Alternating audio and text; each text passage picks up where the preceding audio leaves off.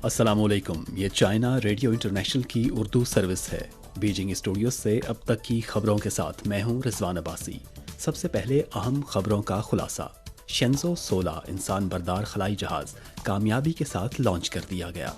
चीनी फौज ने अक़वाम मुत्तहिदा के अमन मिशंस के लिए अब तक 50,000 से ज़ायद एहलकार भेजे हैं। चीनी वजारत ख़ारजा। साल 2022 में चीन की हयातियाती और माहौलियाती सूरत हाल में बेहतरी का रुझान जारी रहा। और अब खबरें तफसील के साथ। 30 मई की सुबह 9:31 पर चीन का शेंजो 16 इंसान बरदार खलाई जहाज़ कामयाबी के साथ लॉन्च कर दिया गया। खलाई जहाज़ को लॉन्ग मार्च 2 एफयाओ 16 रॉकेट के ज़रिए शुमाल मगरबी चीन के जियोचुआन सैटेलाइट लॉन्च सेंटर से खला में भेजा गया। शिंजो 16 के खलाबाज मदार में आजमाइशी और तहकीकाती काम करेंगे। खलाबाज नोवेल क्वांटम सूरत हाल, आला सतही खलाई टाइम फ्रीक्वेंसी सिस्टम, उमूमी इजाफियत की तस्दीक और ज़िंदगी की इब्तदा के मुताले पर भी काम करेंगे। ये चीन के खलाई स्टेशन के इस्तेमाल और तरक्की के मरहले का पहला इंसान बरदार खलाई मिशन, इंसान बरदार मंसूबे पर अमल दरामद के बाद 29वां लॉन्च मिशन और लॉन्ग मार्च सीरीज़ के रॉकेट की 475वीं परवाज़ है। जिंग हाई फेंग, चू यांगचू और गोई हाई छाओ पर मुश्तमिल 3 रुकनी अमला मुस्तकबिल में थानजू 5 कार्गो क्राफ्ट और शेंजो 17 इंसान बरदार खलाई जहाज़ की डॉकिंग के साथ साथ शेंजो 15 इंसान बरदार खलाई जहाज़ और थियानजो 5 कार्गो क्राफ्ट की खलाई स्टेशन से ज़मीन की जानिब रवानगी का मुशाहिदा करेगा। शेंजो 16 इंसान बरदार खलाई जहाज़ मुकर्ररा मदार तक पहुंचकर बीजिंग वक्त के मुताबिक 30 मई की दोपहर 4:29 पर चीनी खलाई स्टेशन के साथ कामयाबी से मुंसलिक हो चुका है। इस अमल को मुकम्मल करने के लिए 6.5 घंटे लगे। मंसूबे के मुताबिक 3 खलाबाज शेंजो 16 इंसान बरदार खलाई जहाज़ से निकलकर खलाई स्टेशन में दाखिल हो चुके हैं। शेंजो 15 का अमला शेंजो 16 के खलाबाजों का खैर मकदम करने के लिए तैयार है। चीन की वजारत ख़ारजा की तर्जुमान मॉर्निंग ने 30 तारीख को अक़वाम मुत्तहिदा के अमन मिशंस में चीन की शिरकत के हवाले से एक सवाल का जवाब देते हुए कहा कि चीन ने 1990 में अक़वाम मुत्तहिदा में फ़ौजी मुबस्सिरीन भेजे, जिससे अक़वाम मुत्तहिदा के अमन मिशंस में चीन की शिरकत का आगाज़ किया गया। 1992 में चीनी फ़ौजियों ने पहली बार अक़वाम मुत्तहिदा के अमन मिशंस में हिस्सा लिया। गुज़िश्ता 30 बरसों के दौरान चीन की मुसल्लह अफ़वाज ने 20 से ज़ायद ममालिक और ख़ित्तों में अक़वाम मुत्तहिदा के अमन मिशंस में हिस्सा लेने के लिए 50,000 से ज़ायद अफसरान और सिपाहियों को भेजा है और इस दौरान 27 अफराद ने अपनी कीमती जानों का नजराना पेश किया है। इस वक्त चीन अक़वाम मुत्तहिदा में अमन मिशंस में फ़ंड्स देने वाला दूसरा सबसे बड़ा मुल्क और सलामती काउंसिल के मुस्तकिल अरकान में सबसे ज़्यादा फ़ौजी भेजने वाला मुल्क है, जिसमें 2200 से ज़ायद चीनी अफसरान और सिपाही यूएन के अमन मिशंस के 8 इलाकों में खिदमात सरअंजाम दे रहे हैं, जो आलमी अमन बरकरार रखने और मुश्तरका तरक्की की कलीदी क़ुव्वत है। मॉर्निंग ने इस बात पर जोर दिया कि इस वक्त बैनुल-अक़वामी सलामती की सूरत हाल पेचीदा और संगीन है और अक़वाम मुत्तहिदा के अमन मिशंस का किरदार और अहमियत मज़ीद उजागर हुई है। चीन अक़वाम मुत्तहिदा के अमन मिशंस के असर और कारकर्दगी को बढ़ाने और बैनुल-अक़वामी अमन व सलामती को बरकरार रखने में मज़ीद किरदार अदा करने के लिए बैनुल-अक़वामी बरादरी के साथ मिलकर काम करता रहेगा।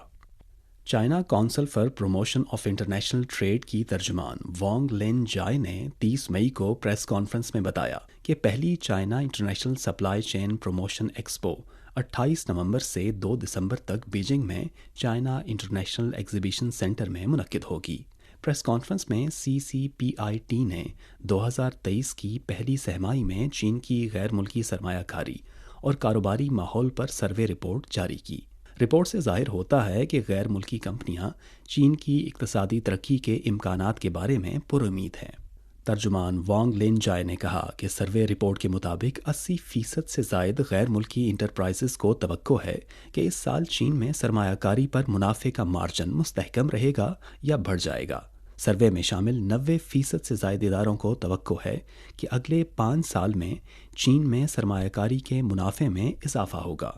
चीन के कारोबारी माहौल की बेहतरी صنعتی چین اور سپلائی چین کے نظام میں بہتری، سرحد پار تبادلوں کی بہتر سہولت اور معاشی توانائی کے تیز پھیلاؤ کے ساتھ غیر ملکی سرمایہ سے چلنے والے کاروباری ادارے چین کی اقتصادی ترقی کے امکانات کے بارے میں پر امید ہیں اور عمومی طور پر چین کے کاروباری ماحول سے مطمئن ہیں۔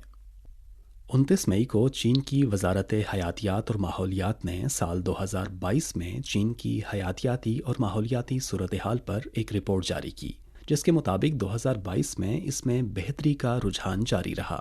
فضائی کوالٹی کے حوالے سے 339 شہروں میں باریک ذرات کا ارتکاز 29 مائکروگرام فی مکعب میٹر تھا، جو 2021 کے مقابلے میں 3.3% کم ہے۔ سرفیس واٹر میں پہلی سے تیسری درجہ بندی کا کراس سیکشن تناسب 87.9% تھا، جو مقررہ ہدف سے 4.1% پوائنٹس زیادہ ہے۔ متعلقہ انچارج کا کہنا ہے کہ ابھی ماحولیاتی بہتری کی بنیاد مضبوط نہیں ہے اور اس میں ابھی بھی چیلنجز موجود ہیں۔ رواں سال چین میں وسیع پیمانے پر طویل مدت تک موسم شدید ریتلا اور گرد آلود رہا۔ سنگاپور کے محکمہ برائے کاروباری ترقی کے زیر اہتمام سنگاپور ماحول دوست اور اسمارٹ ٹیکنالوجی فورم زونگ گوان چون فورم 2023 کے دوران منعقد ہوا۔ سنگاپور کے محکمہ برائے کاروباری ترقی کے عہدیدار کے مطابق سنگاپور اور بیجنگ کے درمیان تعاون کے وسیع امکانات موجود ہیں۔ انہوں نے کہا کہ سنگاپور چین کے ساتھ سائنس اور ٹیکنالوجی اور تجارتی اور معاشی تعاون کو بہت اہمیت دیتا ہے۔ سنگاپور کی جانب سے پیش کردہ عالمی انوویشن لیگ کو 2019 میں بیجنگ میں لانچ کیا گیا، جس کی مدد سے سنگاپور کے متعلقہ کاروباری اداروں کو چین میں اختراع کے ماحول کو جاننے میں مدد ملی ہے۔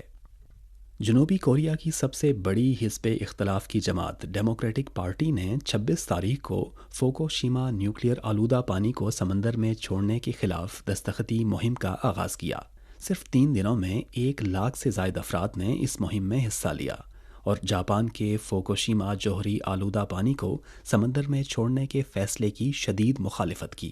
اس کے علاوہ جنوبی کوریا کی رائے عامہ پر تحقیق کرنے والی ایجنسی ریسرچ ویژن کی جانب سے رواں ماہ کی 19 سے 22 تاریخ تک کیے گئے ایک سروے کے مطابق 85.4% جواب دہندگان نے جاپان کے فوکوشیما جوہری آلودہ پانی کو سمندر میں چھوڑنے کے فیصلے کی شدید مخالفت کی۔ روس یوکرین تنازع کے بعد سے مغربی ممالک نے روس پر کئی پابندیاں عائد کی ہیں، جن میں توانائی کے شعبے میں روسی تیل پر پابندی لگانا اور قیمتوں کی حد مقرر کرنا شامل ہے۔ لیکن 28 مئی کو روس کے ایک ٹیلی ویژن پروگرام میں روس کے وزیر توانائی نیکولائے شولجنوف نے بتایا کہ مغربی ممالک نے روسی توانائی کی مصنوعات کی خریداری کبھی بھی ترک نہیں کی، بلکہ خریداری کے لیے ورک اراؤنڈ کا طریقہ اختیار کیا ہے۔ اس سال مارچ میں بلومبرگ کی ایک رپورٹ میں بتایا گیا ہے کہ یورپی یونین کے کچھ ممالک روسی LNG خرید رہے ہیں۔ 2023 کے اوائل میں اسپین خریداری کرنے والے ممالک میں پہلے نمبر پر ہے۔ رواں سال 1 جنوری سے 9 مارچ تک اسپین روس کے فوسل فیولز کا سب سے بڑا درآمد کنندہ تھا۔ اسپین کے بعد اس فہرست میں بیلجیم اور بلغاریہ شامل ہیں۔ روس یوکرین تنازع کے بعد سے اسپین کی روس سے LNG کی کل درآمدات میں 84% اضافہ ہوا ہے۔ بلومبرگ کا یہ بھی کہنا ہے کہ فرانس بھی روسی LNG کا ایک بڑا درآمد کنندہ ہے اور اس نے 2022 میں 1.9 ملین ٹن LNG خریدی ہے۔ 29 مئی کو مصر کے ایوان صدر کی جانب سے جاری کردہ بیان کے مطابق مصر کے صدر عبدالفتح السیسی اور ترک صدر رجب طیب اردوان نے دونوں ممالک کے درمیان سفارتی تعلقات کو فوری طور پر بڑھانے اور اپنے اپنے سفیر بھیجنے پر اتفاق کیا ہے۔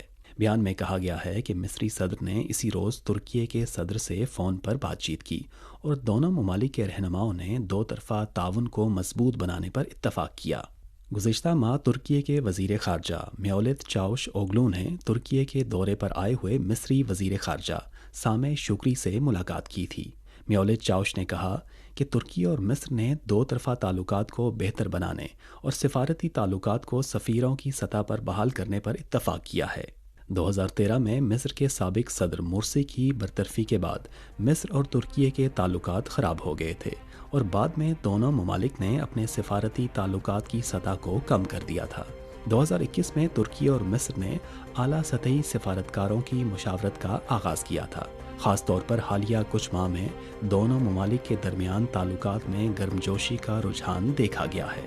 یہ تھیں چائنا ریڈیو انٹرنیشنل کی اردو سروس سے اب تک کی اہم خبریں۔